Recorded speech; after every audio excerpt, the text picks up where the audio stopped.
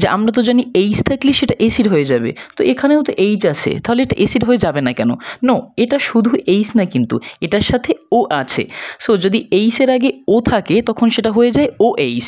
তো ও এইচ থাকলে সেটা হচ্ছে ক্ষারক, এবং যদি এইচের আগে ও না থাকতো, শুধু আলাদা এইচ থাকতো, তখন সেটাকে আমরা বলতে পারতাম অ্যাসিড। সো আশা করি যে অ্যাসিড এবং ক্ষারকের ব্যাপারটা আমরা খুবই ক্লিয়ার হয়ে গেলাম সহজে, যে আমরা অ্যাসিড চিনব কীভাবে, যাদের মধ্যে ও এইচ আছে সেটা হচ্ছে ক্ষারক, আর যাদের মধ্যে শুধু এইচ, এইচের আগে কোনো ও নাই, তো এগুলোই হচ্ছে আমাদের অ্যাসিড। একেবারে সংক্ষেপে ব্যাখ্যা বিশ্লেষণ করতে গেলে আমাদের এটাই দাঁড়ায়। আসসালামু আলাইকুম, স্বাগত সবাইকে। রাহাত মীর বলছি। অম্ল, ক্ষারক ও লবণ অধ্যায়টা সবথেকে সহজে, সংক্ষেপে এবং অল্প সময়ের মধ্যে আমরা টোটাল বেসিকটা আমরা আলোচনা করব। কারণ হচ্ছে এই অধ্যায়ের প্রত্যেকটা নির্দিষ্ট টপিক্সের উপরে ভিডিও বানানো হয়েছে।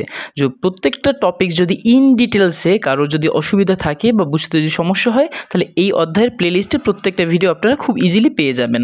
সো এই ভিডিওতে আমরা টোটাল অধ্যায়টার সবচেয়ে বেসিক বা ইম্পর্টেন্ট পার্টগুলো, সেগুলো সবার মানে সব থেকে সংক্ষেপে আমরা ব্যাখ্যা করার চেষ্টা করব।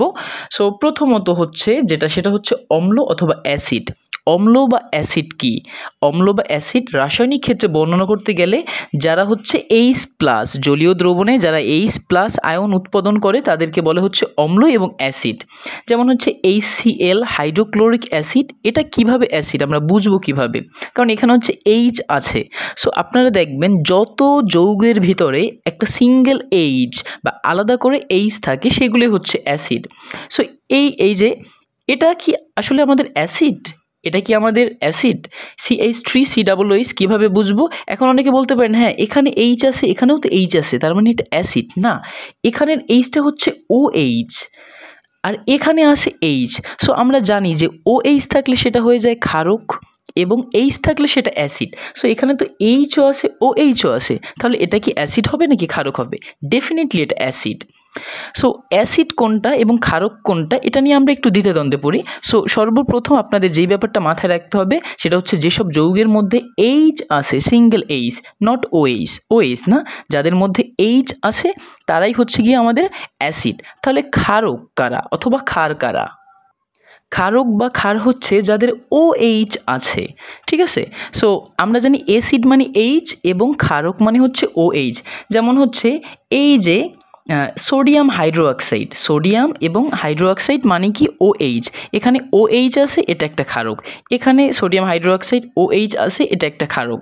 সো এখন আমরা অনেকেই প্রশ্ন করতে পারি যে আমরা তো জানি এইচ থাকলে সেটা অ্যাসিড হয়ে যাবে, তো এখানেও তো এইচ আছে, তাহলে এটা অ্যাসিড হয়ে যাবে না কেন? নো, এটা শুধু এইচ না, কিন্তু এটার সাথে ও আছে।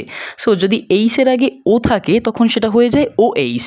তো OH থাকলে সেটা হচ্ছে ক্ষারক, এবং যদি এইচের আগে ও না থাকতো, শুধু আলাদা এইচ থাকতো, তখন সেটাকে আমরা বলতে পারতাম অ্যাসিড। সো আশা করি যে অ্যাসিড এবং ক্ষারকের ব্যাপারটা আমরা খুবই ক্লিয়ার হয়ে গেলাম সহজে, যে আমরা অ্যাসিড চিনব কীভাবে, যাদের মধ্যে OH আছে সেটা হচ্ছে ক্ষারক, আর যাদের মধ্যে শুধু এইচের আগে কোনো ও নাই, তো এগুলোই হচ্ছে আমাদের অ্যাসিড। একেবারে সংক্ষেপে ব্যাখ্যা বিশ্লেষণ করতে গেলে আমাদের এটাই দাঁড়ায়।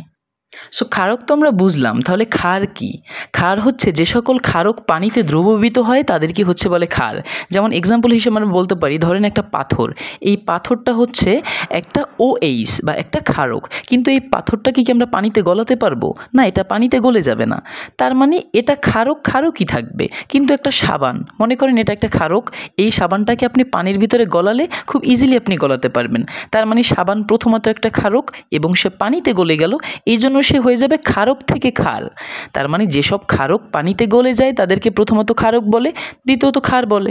কিন্তু যেসব ক্ষারক পানিতে গলে যায় না তারা শুধুই ক্ষারক থাকে, তারা আর কখনো ক্ষার হতে পারে না। এরপরে হচ্ছে নির্দেশক। নির্দেশক কারা? যারা হচ্ছে নির্দেশ করে। যেমন আপনি রাস্তা দিয়ে হাঁটতেছেন, হঠাৎ করে একজন মানুষকে জিজ্ঞেস করলেন যে এই ঠিকানাটা কোথায়, সে আপনাকে বলে দিল আপনি ডানে বা বামে অথবা যে কোনো দিকে যান। সো যে আপনাকে কোনো কিছু নির্দেশ করে দিল তাকেই বলে হচ্ছে গিয়ে নির্দেশক। সো ব্যাপারটাকে আমরা আরও ক্লিয়ার করি, যারা নিজেদের বর্ণ পরিবর্তনের মাধ্যমে কোনো পদার্থ অম্ল নাকি ক্ষারক তা নির্দেশ করে তাদেরকে নির্দেশক বলে। সো ব্যাপারটাকে একেবারে সিম্পলভাবে বর্ণনা করি। একটা দ্রবণ নিলাম বা একটা পাত্রের মধ্যে আমরা একটা তরল পদার্থ নিলাম। সো আমরা জানি না এটা নাকি অ্যাসিড নাকি ক্ষার, এই জন্য এই পাত্রের ভিতরে বা এই দ্রবণের ভিতরে আমরা একটা কাগজ ভিজাবো। সেই কাগজটাকে বলে লিটমাস পেপার। লিটমাস পেপার বা লিটমাস কাগজ দুই ধরনের হয়, একটা হচ্ছে নীল এবং একটা হচ্ছে লাল।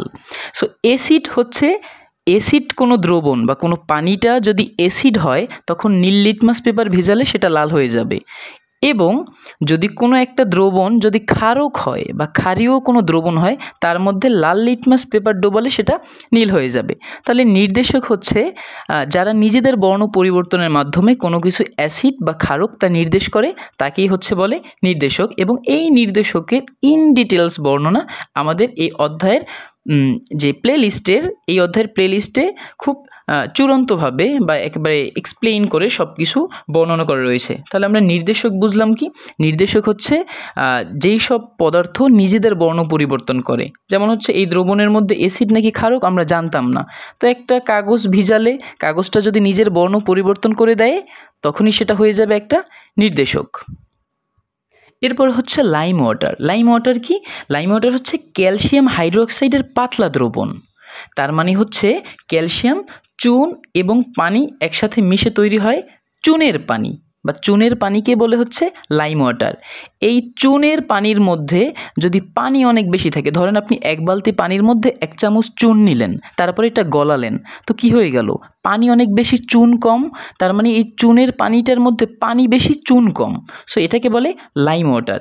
আর মিল্ক অফ লাইম হচ্ছে ঘন দ্রবণ, মানে একটা পাত্রের মধ্যে পানি নিলেন, পানির মধ্যে আপনি চুন নিলেন, ধরেন 1 গ্লাস পানিতে আপনি 10 চামচ আপনি চুন নিলেন, তো পানিটা তখন ঘন হয়ে যাবে না? তো চুনের পানিটা যদি ঘন হয়ে যায় তখন সেটাকে বলে মিল্ক অফ লাইম, আর যদি চুনের পানিটা পাতলা থাকে সেটাকে বলে লাইম ওয়াটার।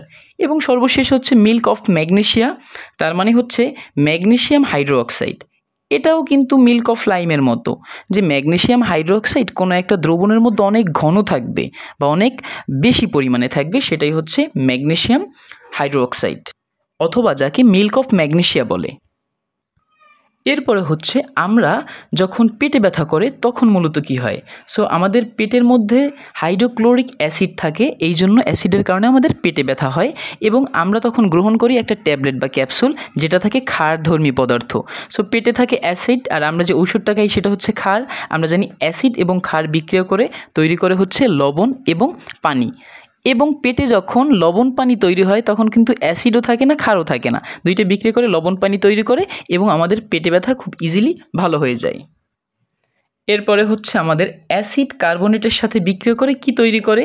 সো আমরা জানি অ্যাসিড কার্বনেটের সাথে বিক্রিয়া করে কার্বন ডাইঅক্সাইড, পানি এবং লবণ তৈরি করে। সো প্রথমত কার্বন ডাইঅক্সাইড, এখানে CO3, তো CO3 থেকে একটা কার্বনের সাথে 3টা অক্সিজেন আছে, যদি এখান থেকে আমরা 2টা অক্সিজেন নিয়ে যাই তখন হয়ে যাবে কার্বন ডাইঅক্সাইড, তো আরেকটা অক্সিজেন অবশিষ্ট থাকে এখানে। সো 2টা হাইড্রোজেনের সাথে একটা অক্সিজেন মিলে তৈরি হয় পানি, তো কার্বন ডাইঅক্সাইড আর পানি চলে গেলে এখানে বাকি থাকে ক্যালসিয়াম, আর এখানে বাকি থাকে 2টা ক্লোরিন। সো ক্যালসিয়াম আর ক্লোরিন একত্রিত হয়ে তৈরি করে ক্যালসিয়াম ক্লোরাইড বা হচ্ছে লবণ। সো অ্যাসিড কার্বনেটের সাথে বিক্রিয়া করে এরকম কার্বন ডাইঅক্সাইড, পানি এবং লবণ তৈরি করে। তো বাকি বিক্রিয়াগুলো এভাবেই আলোচনা করা হয়েছে। এরপরে হচ্ছে অ্যাসিড আবার আমাদের ক্ষারের সাথে বিক্রিয়া করে লবণ এবং পানি তৈরি করে। সো আমরা জানি যে পানি খুব ইজিলি আমরা তৈরি করতে পারি, যেমন দ্বিতীয় বিক্রিয়াটার ক্ষেত্রে আমরা জানি এটা হাইড্রোক্লোরিক অ্যাসিড, এটা হচ্ছে OH, তার মানে এটা হচ্ছে একটা ক্ষার। সো এটা অ্যাসিড, এটা ক্ষার কিভাবে চিনব? এখানে কিন্তু শুধু H, এজন্য এটা অ্যাসিড, এখানে OH, এটা ক্ষারক। তো এখানে হাইড্রোজেন, এটা একটা হাইড্রোজেন, কয়টা হাইড্রোজেন? 2টা, আর একটা অক্সিজেন, তার মানে H2O মিলে তৈরি করলো পানি, এবং এখানে আছে সোডিয়াম, এখানে আছে ক্লোরিন, সোডিয়াম এবং ক্লোরিন মিলে তৈরি করলো সোডিয়াম ক্লোরাইড, অথবা হচ্ছে গিয়ে খাবার লবণ, তার মানে অ্যাসিড ক্ষার বিক্রিয়া করে লবণ পানি তৈরি করে। সর্বশেষে সেটা হচ্ছে আমাদের অ্যাসিড ধাতুর সাথে বিক্রিয়া করে লবণ এবং গ্যাস তৈরি করে, কারণ হচ্ছে এটা হচ্ছে ম্যাগনেসিয়াম, যার শেষে আম উচ্চারণ হয় সেই ধাতু, তাহলে এটা একটা ধাতু, আর এটা একটা হচ্ছে কি, এটা একটা অ্যাসিড। আবার এখানেও হাইড্রোক্লোরিক অ্যাসিড, সোডিয়াম, আম মানে এটা একটা ধাতু। সো সোডিয়াম আমরা জানি ক্লোরিনের সাথে মিলে তৈরি করে সোডিয়াম ক্লোরাইড, আর এখানে 2টা হাইড্রোজেন অবশিষ্ট ছিল, এই জন্য H2 বা হাইড্রোজেন গ্যাস। এখন অনেকে বলতে পারেন যে টোটাল অধ্যায়টা ঝড়ের গতিতে শেষ করলাম, অনেকে হয়তো বা বুঝতে পেরেছেন, অনেকে হয়তো বা বুঝতে একটু অসুবিধা হয়েছে। এটা জাস্ট হচ্ছে একটা রিভিশন ক্লাস, কারণ এই অধ্যায়ের যতগুলো টপিকস আমরা এই ভিডিওতে আলোচনা করলাম প্রত্যেকটা টপিকস আলাদাভাবে অনেক লংভাবে বা একেবারে গভীরভাবে বিশ্লেষণ করা হয়েছে এই অধ্যায়ের বা এই ক্লাসটার প্লেলিস্টে। তো আপনি যদি এই ভিডিওটার প্লেলিস্টে যদি যান তাহলে এই যে অ্যাসিড, ক্ষারক, নির্দেশক, তারপরে যত ধরনের বিক্রিয়া সবগুলো ইন ডিটেলসে আলোচনা করা হয়েছে ওখানে। তো আপনি গেলে যদি কোনো টপিক্সে সমস্যা থাকে আপনি ওখান থেকে দেখে আসতে পারেন। এই রিভিশন ক্লাসটা হচ্ছে যাদের এই অধ্যায়টা সম্পর্কে কোনো বেসিক জ্ঞান নাই অথবা সে কিছুই জানে না, তাকে হচ্ছে একেবারে বেসিক ধারণাটা দেওয়ার জন্য, যেন হচ্ছে এই ক্লাসটা থেকে সেই বেসিক জ্ঞানটা আহরণ করে এই অধ্যায়টা সম্পর্কে খুব ভালো একটা ধারণা রাখতে পারে। সো যদি কারো এই অধ্যায়টা সম্পর্কে ধারণা না থাকে তার জন্য এই ভিডিওটা সেই বেসিক জ্ঞানটা অর্জন করতে পারবেন। এবং যদি নির্দিষ্ট কোনো টপিক যদি আপনি না বুঝে থাকেন, দেখা গেলো আমি 10টা টপিক্স থেকে আলোচনা করলাম, আপনি 8টা বুঝতে পারলেন, 2টা বুঝতে পারলেন না, সো এই অধ্যায়ের প্লেলিস্টে সেই প্রত্যেকটা টপিক সম্পর্কে বিস্তারিত পরিসরে আলোচনা করা আছে, আপনি সেই ভিডিওটা আপনি দেখে আসতে পারেন। কারণ এই ভিডিওটা শর্ট করার উদ্দেশ্য একটাই হচ্ছে যে দেখা গেল যে কারো 5টা টপিক্সের সমস্যা এবং 5টা টপিক সে বুঝতে পেরেছে, তো সে তো এত বড় ভিডিও তো দেখার তার কোনো সময় বা মানিয়ে হয় না, কারণ যেহেতু সামনে পরীক্ষা আমাদের। এই জন্য হচ্ছে এই টোটাল অধ্যায়টাকে খুব শর্টলি এবং অল্প সময়ের মধ্যে সামারাইজ করা হলো। সো আশা করি কেউ ভুল বুঝবেন না যে টোটাল অধ্যায়টাকে শর্টলি এক্সপ্লেন করার জন্য কারণটাই হচ্ছে এটা জাস্ট রিভিশনের জন্য, আপনাকে রিমাইন্ড করার জন্য। যদি টোটাল অধ্যায়টা বিস্তারিত পরিসরে বা ইন ডিটেলসে জানতে চান, এই অধ্যায়ের প্লেলিস্ট থেকে প্রত্যেকটা ভিডিও আপনি দেখে নিতে পারেন। প্রত্যেকটা অ্যাসিডের উপরে অনেক বড় ভিডিও আছে, ক্ষারের উপরে, নির্দেশকের উপরে, লবণ এর উপরে, তারপরে কোন বিক্রিয়াটা কিভাবে করব কিভাবে না করব, ইন ডিটেলসে প্রত্যেকটা টপিক সম্পর্কে আলোচনা করা হয়েছে। তো শর্ট ভিডিও করার উদ্দেশ্যটা যেহেতু আমি বলে দিলাম, এবং ক্লাসটি থেকে যদি আপনি উপকৃত হন, এরকমভাবে পরীক্ষার আগে যদি এরকম কোনো অধ্যায় সমস্যা থাকে সেটা আপনি আমাকে ইনফর্ম করতে পারেন। আমি আপনাকে খুব শর্টলি ইন ডিটেলসে আপনাকে বেসিক ফর্মগুলো বোঝানোর চেষ্টা করব। সো ধন্যবাদ সবাইকে, আসসালামু আলাইকুম।